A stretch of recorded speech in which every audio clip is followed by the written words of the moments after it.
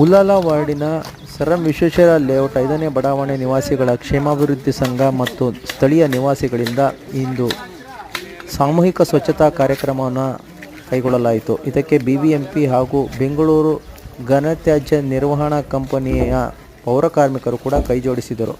ಮುಂದಿನ ದಿನಗಳಲ್ಲಿ ಬಡಾವಣೆಯ ನಿವಾಸಿಗಳು ಸರದಿಯ ಪ್ರಕಾರ 15 ದಿನಗಳಿಗೊಮ್ಮೆ ಈ ಒಂದು ಬಡಾವಣೆಯನ್ನು ಸ್ವಚ್ಛತೆಗೊಳಿಸಲು ನಿರ್ಧಾರ ಕೈಗೊಂಡಿದ್ದಾರೆ.